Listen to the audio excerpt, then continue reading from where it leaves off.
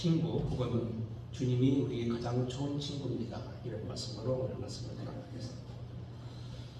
1592년 발발하여 후에 재발한 정유재난과 합하여 7년 동안 우리 한반도를 유린했던 임진왜란은 아름답고 고요했던 우리나라를 초토화시켰던 전쟁입니다.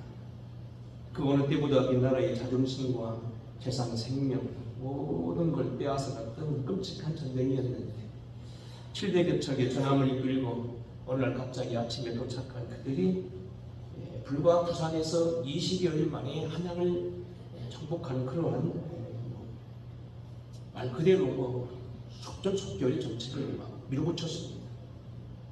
하지만 일본이 이렇게 선전하고 한반도를 유린하고 세계로 나누어서 아리가다시피 가토 또 그다음에 소서행장 또 아무개 이렇게 세세하는 동안 전라도 앞바다를 지켜서 계속하여 전쟁에는 보급선이 있어야 되고 충원을 해야 되고 모든 것을 뒷받쳐야 되는 이것을 퇴로를 차단하고 끊어버려서 이 전쟁의 양상을 바꾸고 지연시킨 이가 있으니 그가 우리가 잘 아는 충무공 이순신입니다. 참 그래서 이 충무공 이순신 하면 23전 23승 학자에 따라서는 45전 45승이라고 그러는데 어쨌든 23전 23승의 큰 대전을 한 번도 진 적이 없어서 영국을 세계 최강의 국가로 만들었던 트라팔가의 닐슨 제독을 능가하는 인물로 평가됩니다. 하지만 이러한 명장이 있어서 임진왜란을 끊고 우리에게 정말 민족의 자존심을 세워줬던 이 인물이 있기까지 그의 배후에는 유성룡이라고 하는 귀한 친구가 있었다는 것을 아는 사람은 그게 많지 않다는 얘기입니다. 충북은 이순신과 유성룡은 3살 차이 나서 유성룡이 나이가 좀 많고 이순신은 충남 우리 바로 여기 있는 염치면 아산군 염치면 백암리 백암교회과 충북은 바로 그 현충은 바로 그 앞이거든요. 현충사 앞인데 거기서 태어났지만 일가가 서울이라서 서울 건천동 지금의 충무로 을지로 사이에 있는 인쇄골목이라고 하는 인연동에 같이 살았는데 그래서 늘 같이 전쟁들을 같이 했다는 겁니다. 유성룡은 이순신의 어린 모습을 그의 증기록에 이렇게 기록합니다. 순신은 어린 시절부터 영특했고 아이들과 놀 때도 나무를 깎아 화선을 만들며 장수놀이를 했다. 그의 용모와 소품을 이렇게 또한 기록합니다. 순신은 사람들이 말수가 적고 웃음이 드물었으니 용모가 단정하고 마치 수영하는 선비와 같았다.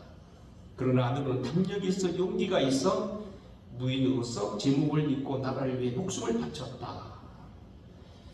어쩌니 충북은 그의 할아버지 이백록은 중종 14년에 문과에 급제하여 홍문과 수찬이라고 하는 큰 표시를 하게 됐지만 조선의 피비린내 났던 그 김효사와의 연륜이 돼서 조광조 사건의 연루가 돼서 목숨이 잘리게 되고 그래서 그의 아버지는 출세를 거부하면서 결국은 연좌제에 걸려서 이런 다 할 그런 직책 없이 빈둥빈둥 놀다시피 해서 순신의 가정을 가난하게 됐다는 거. 그래서 결국 이 28세까지 연좌제에 걸려서 이순신은 급제를 하지도 못하고 시험도 무시 못하다가 유성룡이 다급해지고 나라가 절강에 터지게 돼서 인재를 키워야 된다는 간곡한 부탁에 따라서 연좌제가 해결되면서 28세에 무과시험에 나가지만 우리가 책에서 배운 대로 낙마 말에서 떨어지는 바람에 다리를 분질러서 3년 동안 다시 미뤄지게 됩니다. 그래서 결국 32세가 되던 해에 무과 4급에 급제하여 하급 관리를 맡게 되고 여하튼 변방을 떠도는 그런 늦은 그 지각생 선비가 무관이 됐다는 거예요. 하지만 그의 인물됨을 알고 그를 높여주려고 당대 최고의 학자인 이율곡이 만나자고 했지만 같은 집안 사람이 만나는 걸 허락지 않는다 해서 딱 거절해버리고 또 이름까지 나옵니다만 재상들이 그를 인물됨을 알고 자기 딸을 주어서 자기 사위를 삼아서 그를 여러 가지로 좋은 자리에 걸려고 하지만 일체 거부했다는 거예요. 돌아가서 그는 정말로 그 자기 상박을 했던 직원을 거듭하는 바람에 미움을 바쳐서 결국 승진하지 못하고 변방을 도는 그러한 학업 관리를 면하지 못하게 되었다는 거예요. 한때는 함경도 제일 꼭다른 녹두도에 가서 죽을 뻔하고 모함받아서 목이 잘릴 뻔한 그런 일도 당했다는 거예요.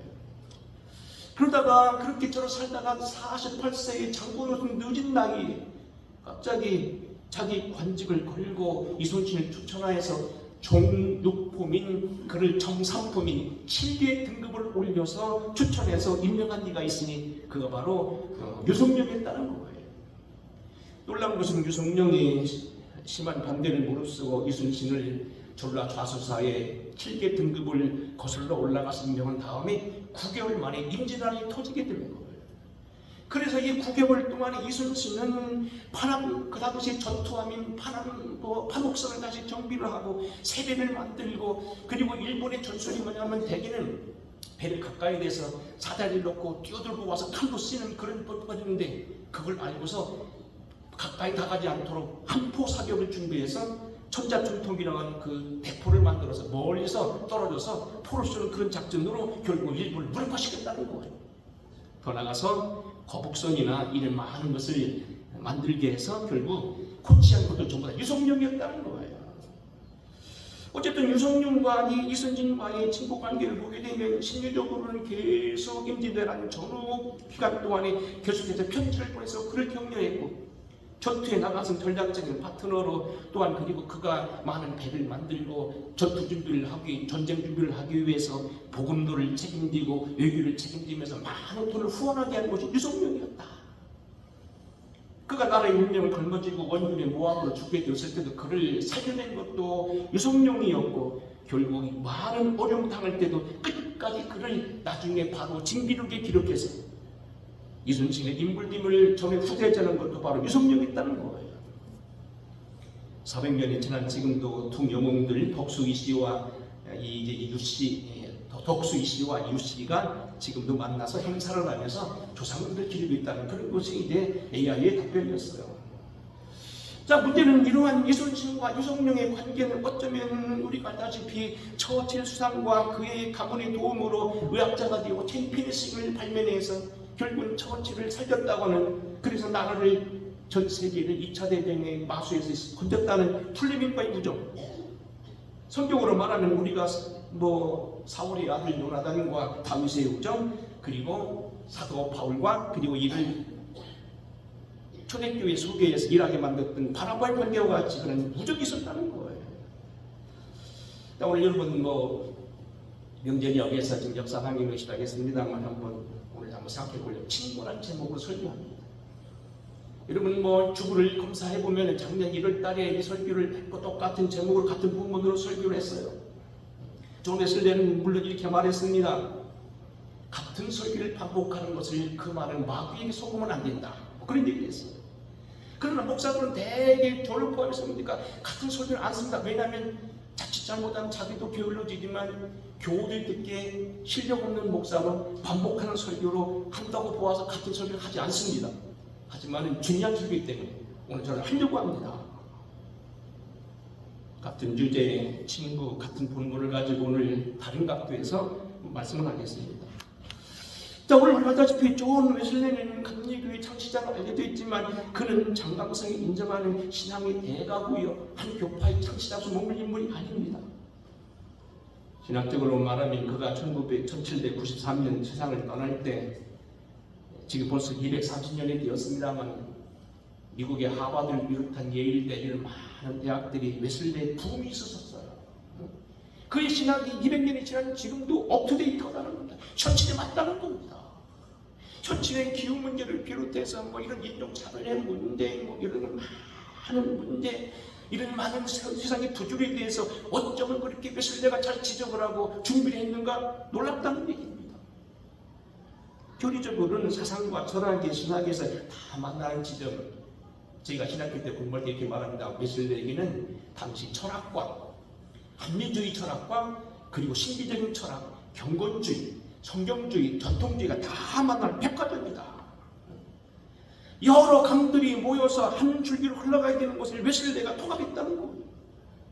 인격적으로는 알다시피 그가 아주 훌륭한 사람이었는데 명문대학교 옥스퍼드, 아직도 세계 최고의 대학이 하나입니다만 이 대학을 졸업해서 방면 재주가 많고 어학사전을 만들어내고 의학서적을 써내고 또 경고도로는 일주일에 2번씩 금식하고 병원과 교도소와 양롱을 찾아다니며 전도하고 또 그리고 미지에 살겠던 당시에는 아프리카와 같은 아메리카에 가서 선교했던 선교사이기도 했어. 그의 구원과 메시지는 아주 다양한데 개인 구원이 하면서도 사회 구원을 일으켜서 감리교가 가는 곳마다 사회적인 그런 구원의 축복, 노예 해방과 같은 그런 일들이 생기게 되었다는 얘기예요. 그럼 어쨌든 그의 신학은 정치 세계에도 영향을 끼쳐서 영국이 프랑스 대행력과 같은 그런 피 흘리는 왕이 죽거나 백성들이 다치는 그런 일도 겪지 않고 아무 이유 없이 잘 넘기게 되는 것도 바로 그 웨슬리 덕분이었다는 거예요. 지금도 웨슬리 기념교회는 왕이 와서 연설을 하고 수상이 와서 예배를 드리고, 그리고 그들은 이순신 장군이나 을지문덕과 같은 그런 훌륭한 장군들을 알고 있다는 얘기는 제가 여러 번 말씀드렸어요. 감리교가 현재 전 세계에서 130여 개 국가의 연합회가 있어 WMC라고 해가지고 세계적인 그런 감리교 지금도 연합하고 있고, 우리나라에도 보면 1884년 맥클레이를 통해서 벤제를 통해서 우리나라의 선교인문을 열어서 사실 개신교 선교 역사의 첫 장을 써내려갔던 그런 유수한 교단이고, 이승만 대통령을 비롯해서 서대필, 양기탁, 김구, 윤치호, 윤보선, 남궁옥, 이준열사, 유관순 여사와 같은 걸출한 인물들을 찔러냈다는 거예요.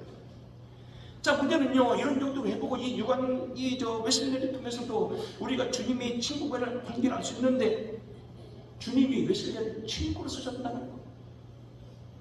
그의 기도 형태를 보면 알 수 있습니다. 그가 많은 사람들을 쓰실 때 특별히 웨슬리를 통하여 하나님 쓰셨다는 얘기도 되지만 그의 기도 형태가 나타나요.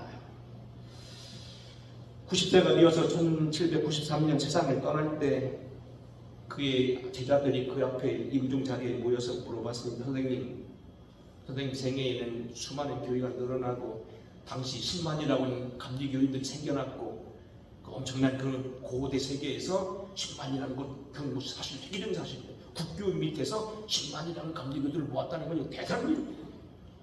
무엇이 제일 좋았습니까? 그때 웨슬리 선생님이 결국 세상을 떠나기 전에 이렇게 말했다는 겁니다. 우리가 제일 좋았다는 것은 주님께서 나와 함께 하시는 것입니다. 우리에게 가장 좋은 것은 무슨 기도에서 병자가 나왔다는 기도가 어쨌다는 많은 사람 설교했다는 수 없는 사람들이 미친병이 고쳤고, 그리고 어떤 그 혁명이 어쩌고 하는 거 다 그거 그만두고 가장 좋아하는 것은 하나님이 with us, 우리와 함께 하신 것입니다. 유명한 고백이에요. 그의 기도 형태 봐도 알아요. 하나님이 그의 기도를요, 어떤 때는 친구처럼 기적적인 응답으로 들어주셨다는 거예요. 이미 아는 얘기지만 여러분 처음 듣는 사람들을 위해서 제가 직접 읽어보겠습니다. 1780년 12월 30일 토요일 기록입니다. 새벽 1시와 2시 사이에 잠이 깨졌다. 눈을 떠보니 예배당 위에 붉은 빛이 보였다. 바로 근처에서 화재가 났고 아마도 제재주에서 난 것이라 생각되었다. 만약 그렇다면 우리들은 잠시 후에 잿더미로 화하게 될 것이다. 집안에 있던 이들을 불러 모아 먼저 기도드리었다. 그리고 나가보니 집에서 100야드 밖에 안 보낸 곳에 불이 있었으며 그 위에 남풍이 불고 있었다. 그러나 한 수부가 이렇게 쳤다. 멈추시오, 바람은 그 방향을 바꿀 것이다 라고 소리쳤다. 우리가 기도를 드리고 있는 사이에 풍향이 바뀌어져서 서쪽으로 향하였으며 불길은 우리에게서 멀어져 갔다. 우리는 감사하면서 돌아와 나머지 하룻밤을 잘 쉬었다. 1787년 8월 13일 기도 월요일 날입니다. 바위에 많은 바다 한가운데 배가 빠져서 바람이 멈추되 파도가 계속되어 어떤 바위를 부딪히게 되어 죽게 되었는데, 기도드리고 시작했더니 금사바람이 멈추고 해질 무렵 상륙할 수 있었다. 이렇게 기록하고 있어요. 그 외에도 우리가 새벽기도 중에 여러 번 말했습니다만 아담 클라크라고 하는 목사가 우연찮게 웨슬리하고 같이 배를 타게 됐어요. 당시 웨슬리는 책을 읽고 있었는데 갑자기 바람이 많이 불게 되어서 배가 지연되고 있었답니다. 이때 그런 그 선장이 와서 이 웨슬리에게 뭔가 부탁을 하니까 웨슬리가 알았다고 하면서 책을 뜯고 들어가서 조그만 방에 들어가 기도하기 시작했는데 갑자기 바람이 멋게 기었고 웨슬리는 다시 나와서 또 책을 읽어가면서 당연히 그런 것처럼 다시 책을 봤다는 거예요. 이걸 옆에 지켜봤다는 거예요. 참 그래서 우리는 이 웨슬레라는 사람은 우리가 알다시피 그의 기도 형태를 보면 여러 가지 형태가 있는데 처음에는 막 그가 뭘 놓고 간구하며 기도해서 병자를 위해 기도한다든지 미친 사람을 기도한다든지 그래 고쳤다는 그런 기록이 나오고 지금 말할 때 대자연을 위한 기도도 나오고 자기 영혼의 승리를 위해서 어떤 깊은 고뇌 속에 기도하기도 하고 중보기도의 명수입니다. 왕을 위해서, 고국 관리를 위해서, 대학 교수를 위해서, 식자들을 위해서, 가난한 사람을 위해서, 여행객들을 위해서, 병자들을 위해서 뭐 이렇게 쭉 기도하는 게 여러분 그전에 우리가 몇 가지 한번 같이 읽어본 적 있잖아요. 그런데요, 친구로서의 기도가 있어. 그의 기도를 보게 되면 하나님이 그를 친구로 썼다는 거. 제가 읽어보겠습니다. 1746년 3월 17일 월요일 날 일기입니다. 세파더 씨와 함께 가는데 나의 말이 몹시 절름거려 나도 그렇게 되는 것이 아닌가 염려하게 되 옛날에 말 타고 다녔거든요. 어디가 잘못인 건지 알 수 없을 때 발을 땅에 댈 수 없을 것 같이 보였다. 그러나 무리를 위해서 7마일 정도 더 타고 갔으므로 나는 더 할 나위 없이 피곤에 지쳤고 심한 두통을 느끼게 되었다. 그때 나는 하나님께서는 어떤 방법을 쓰시는가 혹은 아무런 방법도 쓰시지 않고서는 사람과 짐승을 고칠 수 없을까 하고 생각되었다. 그때 즉시 나의 피곤도 두통도 사라져 없어져 버리고 말이 절던 다리도 순간 다 나았다. 그날이나 그 다음 날이나 더 이상 어려움이 없었다. 또 어떤 기록에 보게 되면요, 오후 내내 머리가 아프고 있는데 설교를 못 할 것 같다고 생각했는데 믿음으로 주여 기도했더니 갑자기 두통이 싹 사라져서 설교를 잘 끝냈다는 그런 일도 있어요. 이게 보세요. 1749년 9월 27일 날 수요일 기록입니다. 3시 반에 말을 타고 출발하였다. 달도 없고 별도 없고 다만 짙은 안개뿐이어서 길을 볼 수가 없고 어찌할 도리가 없었다. 그러나 대낮인 것 같은 길을 잃지 않고 곧장 앞으로 잘 나갔다. 펠리 동모 이런 동네인가 봐요. 가까이 갔을 때 안개가 걷히고 별이 나타났으니 아침이 밝아왔다. 이래서 이젠 위험이 다 지나간 것 생각하였으나 평원 한복판에 이르렀을 때 안개가 다시 밀려와서 곧 길을 잃고 말았다. 그러나 나는 하나님께 마음을 기울이고 기도했다. 그때 곧장 안개가 걷히고 길이 분명해졌다. 저게 문제거든요. 어쨌든 그의 기도를 보더라도 하나님이 그를 친구로 쓰셨다는 거예요. 자, 오늘 본문으로 돌아오면은 주님이 우리를 말씀할 때 뭐라고 했느냐? 우리를 친구라 한다는 거예요.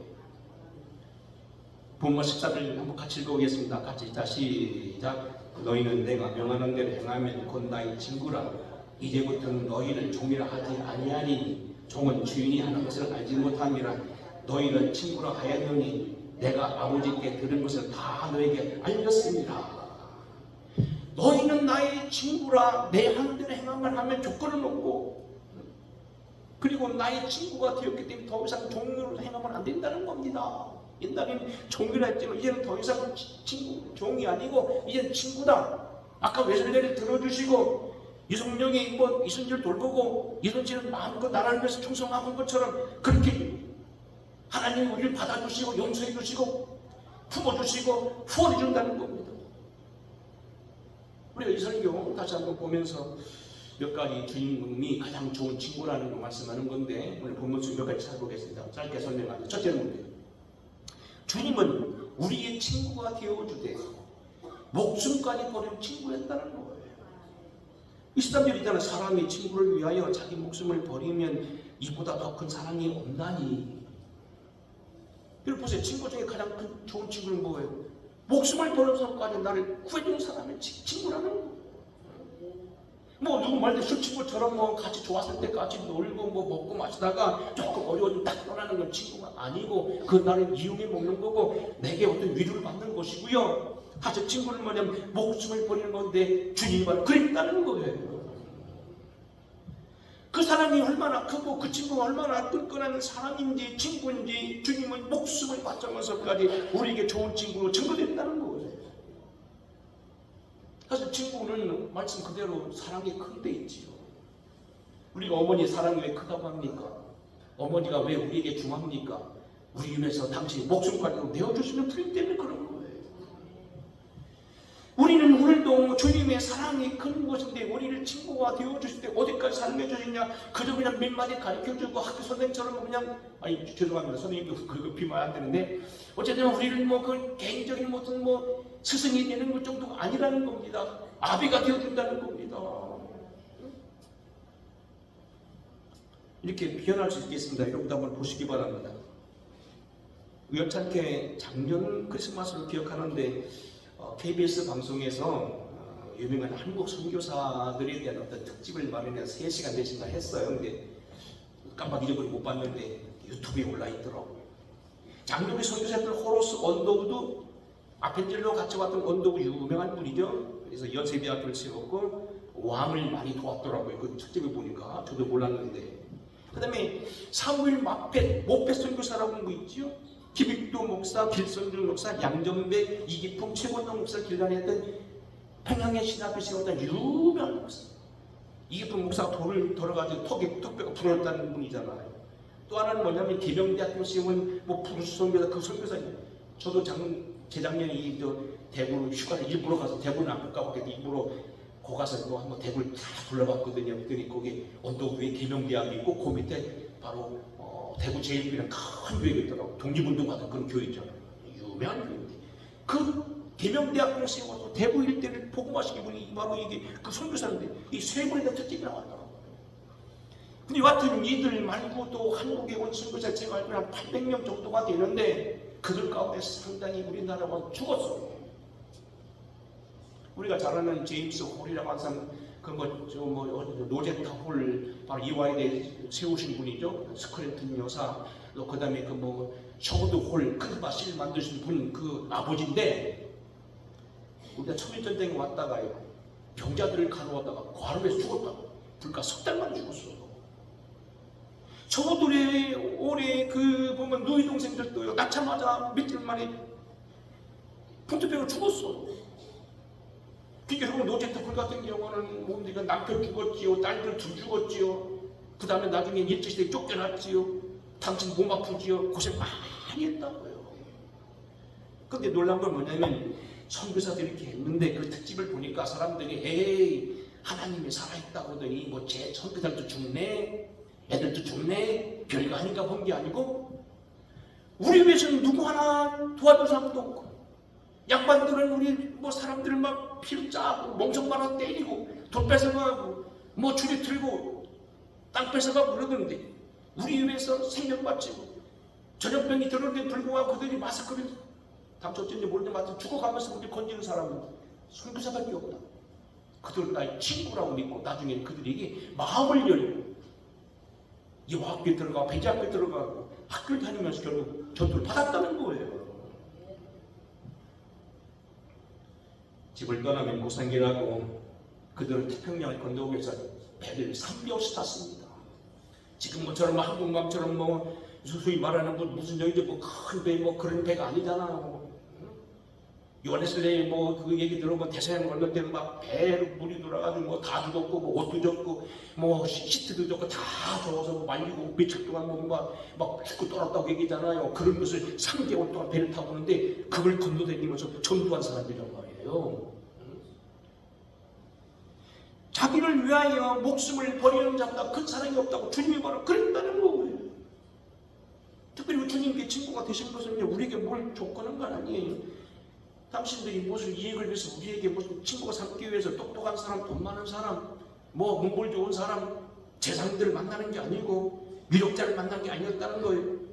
양치는 목자, 성경을 말하면 그렇지, 어부들, 창조를 지내던 막달라 마리아, 그 다음에 일개지들 송신무원, 일찍 과부로 지냈던 안나, 부모가 일찍 죽었을 걸 알았던 가난한 사람 나자로와 마르다 마리아, 부인병들요, 혈류병 앓고 있던 베로니카, 안 못 보는 장인들, 아들 주고 통곡하고 있던 나이전 과부, 밤낮 무덤 사이에 걸어가면서 소리 지르고 있던 귀신 들리는 사람, 거짓들, 무덤병자들을 고치셨다는 그를 지고 삼았다는 거예요. 우리가 알다시피 우리나라에 보면은 그 당시 보면은 뭡니까 첩들, 또 버림받았던 그런 종들, 마부들, 그들 예수 믿고 박사가 되고 특별히 연지동을 중심으로 했던 서울의 종로구한테 뭡니까? 그 갑바치다고 가족 세공들 쌍놈들도 예수 믿고 박사들이 되고 연세대 교수가 되고 그들이 이제 한국의 유능한 그런 개화파 인물들 되면서 인물들이 되어서 한국 과학을 지금 주도하고 있다는 거예요. 주님이 우리를 요구할 때는요, 큰 부자들이나 위력자들을 찾으신 거 아니고 오히려 낮고 천한 사람들 찾았고 그들에게 하나님께서 말씀하셨고 그들을 친구로 삼아주길 좋아했다는 거예요. 한 가지 조건이 있다면 너희가 나의 행하는 대로 하는 친구라고 말씀대로 살고 믿음으로 영접하는 것밖에 조건이 없었다는 거예요. 어쨌든 주님은 우리를 친구 되어주시기 위해서 당신의 목숨까지도 주셔서 좋은 친구가 되셨다. 두 번째 우리가 공부할 건 뭐냐면 이 우리를 친구로 되어주실 때 주님은 기쁨으로 되어주셨다는 거예요. 아니 말로 마지 못해서 하라고 하니까 명령 때문에 한 것은 아니라는 겁니다. 기쁨으로 했다는 거예요. 오늘 14절 보겠습니다. 너희는 내가 명하는 대로 행하면 곧 나의 친구라. 이제부터는 너희를 종이라 하지 아니하노니 종은 주인이 하는 것을 알지 못함이라 너희를 친구라 하였노니 내가 너희의 아버지께 들은 것을 다 너희에게 알게 하였습니다. 내가 아버지께 들은 걸 다 너희에게 알게 하였습니다. 여러분 이 문맥을 보게 되면요, 하나님이 억지로 한 게 아니고 주님이 기뻐서 했다는 거예요. 우리가 친구 되어진 걸 무슨 명령이기 때문에 하지만 뭐 어쩔 수 없어서 그냥 한 그런 맞지 못하는 것이 아니었다는 거예요. 기쁨으로 되었다는 거예요. 물론 우리가 112 사박단이 하시면서 우리가 이 구원의 사역을 완성하시기 위해서 고통도 하셨고 고민도 하시고 강남산에서 죽게 되었다고 말씀도 했지만 사실 그런 것보다는 육신적인 고통도 있었지만 마음의 기쁨 가지고 있었다는 거예요. 예수님의 사역과 관계에서 주님이 기쁨을 했다는 걸 한번 성경적으로 좀 들어보겠습니다. 요한복음 17장입니다. 요한복음 17장은 알다시피 요한복음 14장부터 16장까지 다락방 강화가 되고 결국 강남산에 기도하러 가시기 전에 출발하시는 마지막 기도라고 부르는 거죠. 그때 이렇게 봐요. 예수께서 이 말씀을 하시고 눈을 들어 하늘을 우러러 이르실 때 아버지여 때가 이르렀사오니 아들을 영화롭게 하사 아들로 아버지를 영화롭게 하게 하옵소서. 십자가 지고 모진 고통을 당하고 비록 아까 말한 일일이라와 사박들이 하나님 날 왜 버리시냐고 고통하고 때로는 뭡니까 민망하다고 했고 힘들었지만은 아들을 영화롭게 하는 거로 받고 이 자체가 아들을 통하여 하나님 영화로 받는다는 거예요. 바로 그 밑에 내가 13절입니다. 지금 내게 아버지께로 가오니 내가 세상에서 이 말을 하옵는 것은 그들로 내 기쁨을 그들 안에 충만히 가지게 하려 함이니이다. 내 기쁨을 그들 있게 하는 거라는 거예요. 내가 지금 기쁘다는 거예요. 비록 육신적으로는 고통을 받고 늘 얘기합니다. 눈이 튀어나오도록 매를 맞고 온몸에 땀뿐만이 아니라 모래가 범벅이 되는 그런 곳으로 굴림을 받고 그리고 십자가에 매달리는 그 고통을 당하지만 내게는 기쁨이 있다는 거예요. 누가 10장 이름 잘 하잖아요. 전도대를 120명 파송하고 70명 파송하고 와서 그들이 기뻐할 때 뭐라 했습니까? 당신을 대신해서 한 일로 보잖아요. 당신이 훈련시키는 건데 그 일 보고도 기뻐했어요. 그때 예수께서 심령으로 기뻐하시며 이르시되 천지의 주제신 아버지여 이것을 지혜롭고 슬기는 자들에게 숨기시고 어린 아이들에게는 나타내심을 감사하나이다. 심령으로 기뻐하셨고 감사했다는 거예요. 그러니까 여러분 이사야서 53장 여러분 잘 아시다시피 예수님을 예언할 장면이 거기 이렇게 표현합니다. 우리는 이 구약 성경을 대조해 보면은 예수님의 근본이 정말로 감사하고 기뻐했다는 거예요. 그가 자기 영혼의 수고한 것을 보고 만족하게 여기실 것이라. 나의 의로운 중에 자기 지식으로 많은 사람을 의롭게 하여 또 그들의 재앙을 친히 담당하리로다. 그러므로 내가 그에게 존귀한 자들과 함께 목을 받게 하며 강한 자와 함께 탈정을 나누게 하리니.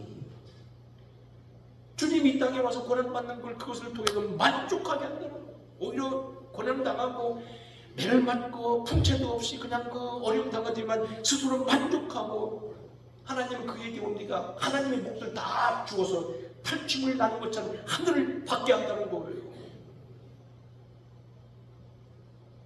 그리고 잘 아시다시피 누가복음 2장에 보면 천사가 나타난 소식이 뭡니까? 온 백성에게 미칠 기쁨의 소식을 내가 너에게 전하노니 하늘의 영광 땅에서는 기뻐하시는 일본 사람들 중에서 평안하다. 고려인 수많은 천군과 천사와 천군이 그 천사들과 더불어 하나님을 찬송하여 이르되 하나님의 영광이여 땅에서는 하나님이 기뻐하시는 사람들 중에 평안하다. 기쁨이 있다는 거예요. 주님이 오늘 우리 기쁨을 했다는 것 마지막 한 가지 좋아합니다. 친구 삼은 이유는 뭐 그랬냐면 열매 맺기를 하는 친구를 했다는 거. 오늘 본문 잘 보셔봐요. 16절 같이 한번 읽어볼까요? 16절 시작. 너희가 나를 택한 것이 아니요 내가 너희를 택하여 세웠나니 이는 너희로 가서 열매를 맺게 하고 또 너희 열매가 항상 있게 하여 내 이름으로 아버지께 무엇을 구하든지 다 받게 하려 합니다. 너희가 날 택한 게 아니야. 내가 널 택했다. 이 유명한 그 미국의 선교사였던 스탠리 존스가요 인도에 가서 늘 설교할 때마다 이 본문을 혼자 중얼중얼하고서 설교 시작했대요. 주님, 내가 주님 택한 게 아니면 주님 택하였을 않습니까? 내가 잘나서 한 게 아니고 주님이 나 세우셔서 감당케 하소서. 이 본문이라는 거예요. 너희가 나를 택한 것이 아니고 내가 너희를 택하여 세웠다. 왜 택했느냐? 친구가 되어서 열매 맺게 하고 열매가 항상 있게 한다는 거예요. 이 말은 이런 얘기예요. 짧게 정리하면 이런 얘기예요. 복잡할 거 없어요. 왜 친구 삼았느냐? 우리로 하여금 열매 맺게 하고 친구가 되면 열매 맺게 된다는 거예요. 그 앞에 보면 우리가 아까 목표도 읽었지만 여기 10장 5절에 뭐 했어요? 너희 나는 포도나무라 너희는 가지니 너희가 나에게 떠나가면 너희는 말라 비틀어 죽고 밖에 볼이 불태워진다. 하여튼 내게 붙어있으면 열매 맺는다. 내게 붙어있으면 당연히 열매 맺는다는 거예요. 우리가 하나님을 좋게 있고 하나님의 친구가 되면 당연히 주님 우리 챙겨주신다는 거예요. 전능하신 하나님의 손길이 우리와 동행하셔서 우리가 어느 곳에든지 받듯이 주님이 책임져 주셔서 그래서 어떻게 됩니까? 요한복음 16장에 말하자면 성령이 오는 것과 똑같아요. 그날에는 성령이 오시면 다시 말하는 거예요. 너희가 진심으로 나를 믿게 되고 성령이 감동을 받는 자리에 이르면 너희가 아무것도 내게 묻지 아니하리라. 내가 진실로 너에게 이르노니 너희가 무엇이든지 아버지께 구하는 것을 내 이름으로 주시리라. 지금까지는 너희가 내 이름으로 아무것도 구하지 아니하였으나 구하라 그리하면 받으리니 너희 기쁨이 충만하리라. 전 뭐 외람된 얘기입니다만 미국을 한 12번 정도 가봤습니다. 공부상으로 가고 여행 가고 여러 번 가고 개인적인 것도 많이 가고 있는데 갈 때마다 느끼는 게 있어요. 이야, 광대하다. 세상이 서구는 서구대로 황량하지만 멋있어요. 동구는 동구대 우리가 똑같지만 나무도 있고 또 울창하지만 멋있어요. 그래서 어쩌면 그렇게 얼마나 큰 나라인 줄 아세요? 우리가요 김포 인천공항에서 김포에서 인천이나 거기서 비행기 타고 제주도 가려면 얼마 걸리는 줄 아세요? 뜨고 내리고 다 포함해서 50분입니다. 제가 볼 때 한 25분이면 가요. 25분이면 간다고. 빙글빙글 돌고 어쩌고 그냥 50분 잡는 거 보통. 근데요 미국 샌프란시스코나 LA에서 비행기 타고 뉴욕까지 가려면 얼마 걸리느냐? 6시간 걸려요. 이 나라가 얼마나 큰 나라냐고요. 샌프란시스코에서 이 뉴욕을 딱 잡아가지고 이걸 샌프란시스코 우리나라 한 번 찍으면 하와이고 하와이 찍고 우리나라고. 태평양 바다 반절 많은 나라가 미국 땅이고 6시간 걸려요. 뉴욕서 이게 뭡니까? LA까지 6시간 걸린다고. 제가 직접 타봤잖아요. 몇 번. 대단한 나라. 인구는 우리보다도요. 제가 한 2억 8천 정도 되는 것 같은데 우리보다 불과 뭐 한 몇 배예요? 뭐 5배 안 돼요. 근데 땅은 50배, 60배가 돼요. 그 나라가 어떻게 그렇게 됐습니까? 여러분 그 사람들은요 엠파이어 스테이트 빌딩을 짓을 때 왜 102층 건조하세요? 102층이나 102층이 아니에요. 가보면요 84층 정도 올라가면은 거기서 전망대가 있고 그 이상 못 올라가게 해요. 그 위는 그냥 탑이에요. 탑. 쭉 어떻게 모르고 못 올라가 봤으니까 거기까지가 방구나무 탑이라. 그리고 일부러 그것을 109층으로 만들어 탑을 세워 102층이라고 세웠어요. 왜 그런 줄 아세요? 미국 사람들이 신앙의 핍박을 이기기 위해서 덴마크 쫓겨났다 거기 다시 또 가면서 갈 때 한 250명이 가는 나중에 다 죽고 못 가고 다 도망간 사람도 있고 끝까지 가서 도착한 사람이 102명이거든요. 그래서 엠파이어 스테이트 빌딩이 109층을 줬어요. 미국 사람들은 얼마나 신앙을 중요했고 그것을 자랑을 여기냐는 거예요. 그들이 처음에 도착해서 하여튼 그 프리머스라는 곳을 가봤어요.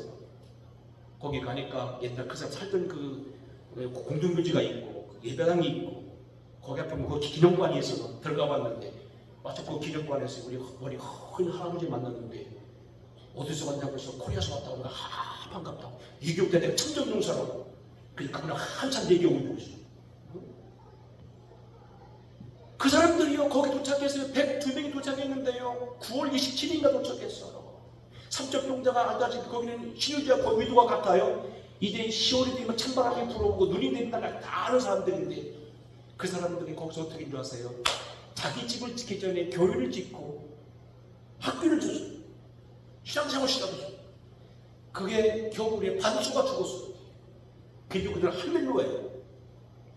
그게 바로 미국이에요.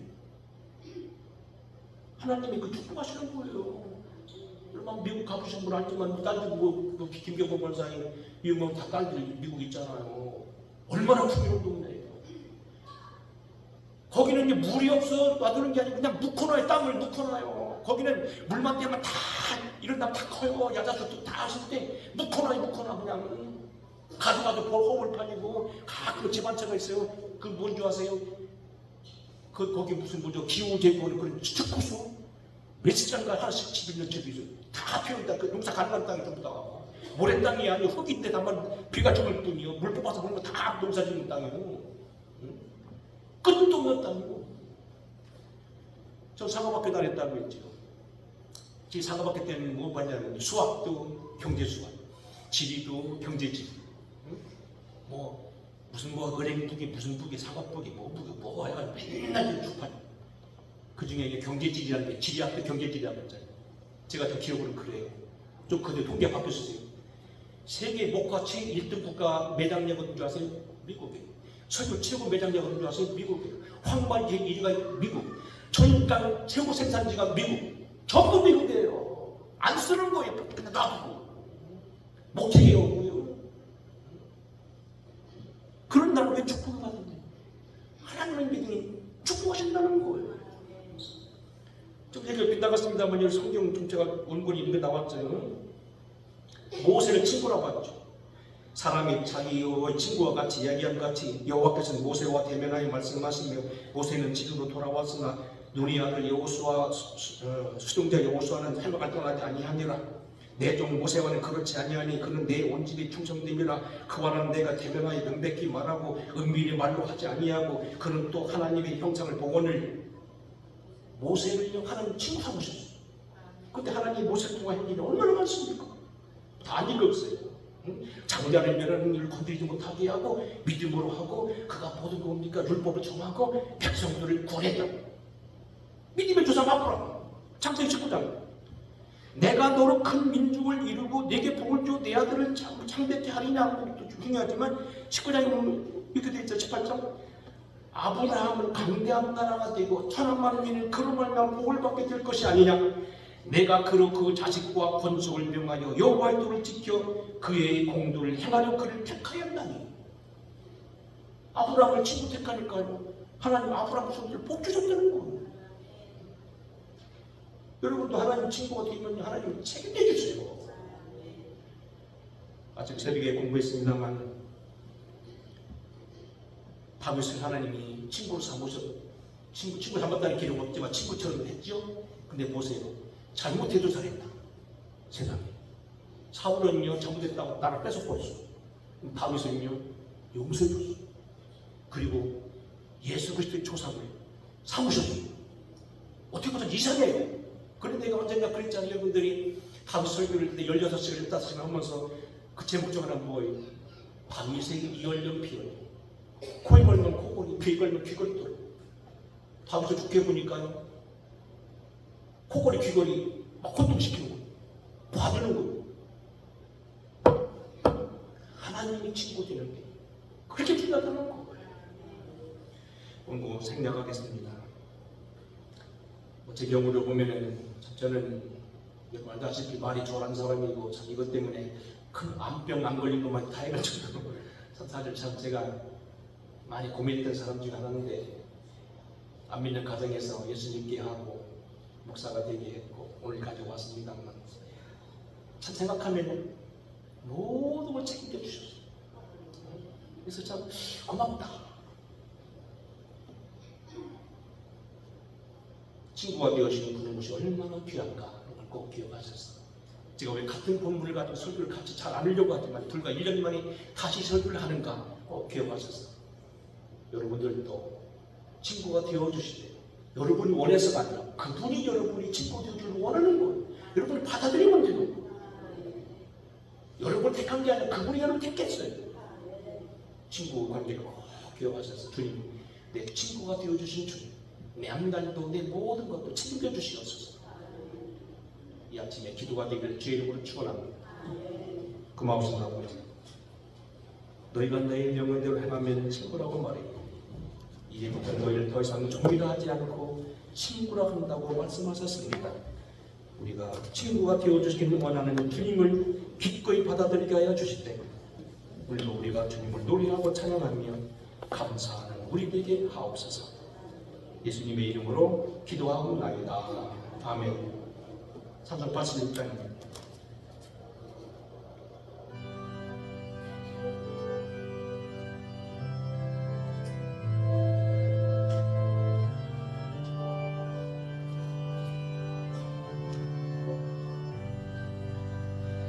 내가 늘 의지하는 예수 나의 상처의